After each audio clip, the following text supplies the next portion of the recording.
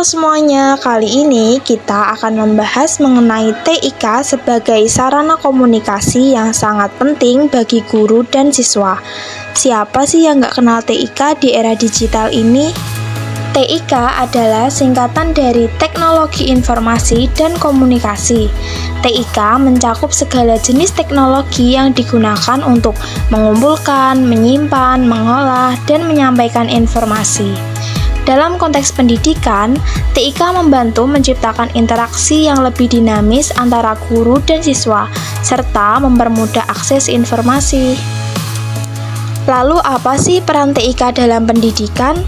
TIK berfungsi sebagai jembatan komunikasi antara guru dan siswa.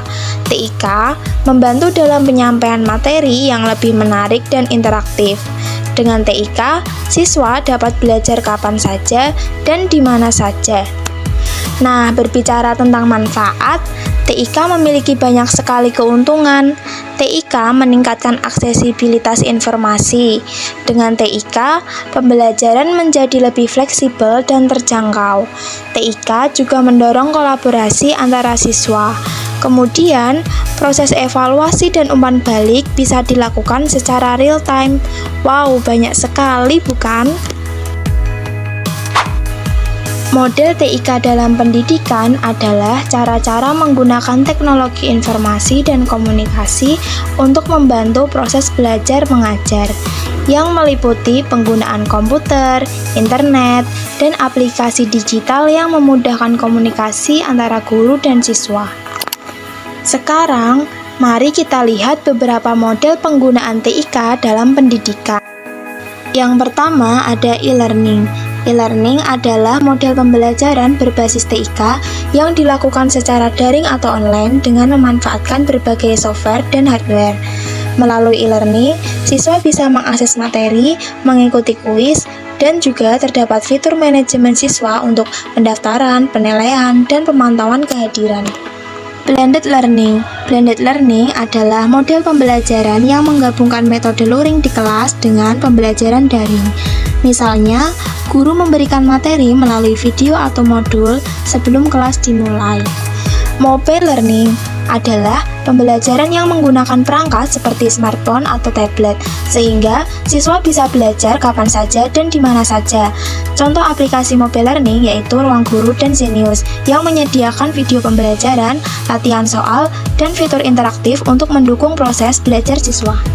Learning Management System merupakan platform yang membantu mengatur materi pembelajaran, tugas, dan komunikasi secara terstruktur, sehingga pengelolaan kelas menjadi lebih efisien, seperti Google Classroom dan Moodle.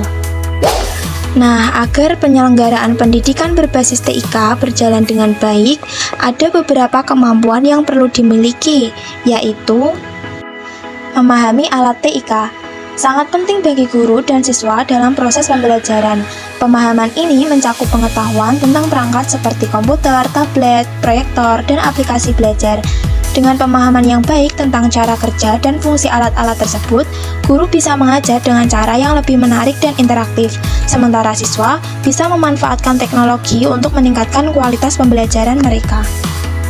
Kemampuan keterampilan digital sangat penting dalam proses pembelajaran.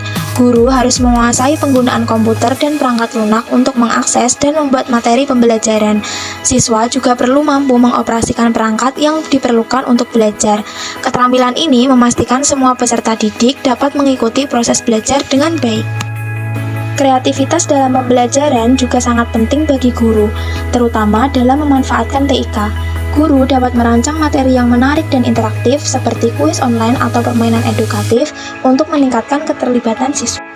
Manajemen waktu adalah kemampuan mengelola waktu secara efisien untuk mencapai tujuan belajar. Guru perlu merencanakan pembelajaran dengan baik, sementara siswa juga harus mampu mengatur waktu belajar, terutama dalam pembelajaran daring agar tetap produktif. Kemampuan komunikasi yang baik antara guru dan siswa sangat penting dalam pendidikan berbasis TIK. Guru harus menjelaskan materi dengan jelas melalui saluran digital, sementara siswa juga perlu merasa nyaman untuk bertanya, sehingga interaksi yang terjadi dapat mendorong keterlibatan aktif dalam proses belajar. kemampuan adaptasi terhadap perubahan. Artinya, guru dan siswa harus siap menghadapi perkembangan teknologi yang terus berubah dan harus siap belajar serta mengintegrasikan alat-alat baru dalam pembelajaran. Guru perlu menguasai teknologi terbaru untuk menciptakan metode pengajaran yang menarik, sementara siswa juga harus mengembangkan keterampilan digital dan terus mengeksplorasi sumber belajar. Selanjutnya, ayo kita lihat beberapa contoh penerapan TIK dalam pendidikan. Flip classroom atau kelas terbalik, yaitu cara belajar dengan memberi kesempatan kepada siswa untuk mempelajari materi pelajaran terlebih dahulu di rumah melalui video, modul, atau bahan ajar yang sudah disediakan oleh guru. Setelah itu, waktu di kelas bisa digunakan untuk berdiskusi, tanya jawab, dan memecahkan masalah. Penggunaan aplikasi pembelajaran interaktif.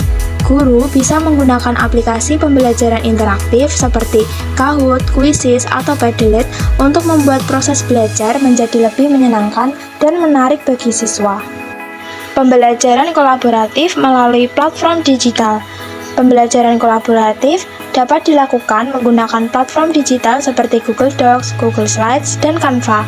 Guru bisa memberikan tugas proyek yang mendorong siswa untuk bekerja dalam kelompok, di mana mereka bisa berkontribusi secara langsung, dan guru bisa memberikan umpan balik. Dengan platform ini, siswa dapat menyusun laporan dan mendesain presentasi secara kolaboratif. Penggunaan video conference untuk pembelajaran jarak jauh. Ketika pembelajaran tatap muka tidak bisa dilakukan, guru bisa memanfaatkan aplikasi video conference seperti Zoom atau Google Meet untuk mengadakan kelas secara online. Melalui aplikasi ini, guru dapat menyampaikan materi, mengadakan diskusi, dan berinteraksi dengan siswa secara langsung. Komunikasi melalui WhatsApp dan email dapat memudahkan komunikasi sehari-hari antara guru dengan siswa. WhatsApp adalah aplikasi pesan instan yang populer dalam pendidikan. Dalam grup WhatsApp, guru bisa mengirim pengumuman, jadwal, dan materi pembelajaran. Sementara siswa bisa bertanya dan berdiskusi. Guru juga bisa membagikan file penting yang dapat diakses siswa. Sedangkan melalui email, guru bisa mengirim tugas dan materi dalam format dokumen formal. Siswa juga bisa menerima tugas dengan jelas dan mengumpulkannya melalui email. Itulah penjelasan menarik tentang TIK sebagai sarana komunikasi bagi guru dan siswa. Dengan TIK, kita bisa menciptakan pengalaman belajar yang lebih seru, interaktif, dan efisien. Yuk terus eksplorasi dan memanfaatkan teknologi untuk meningkatkan proses belajar mengajar.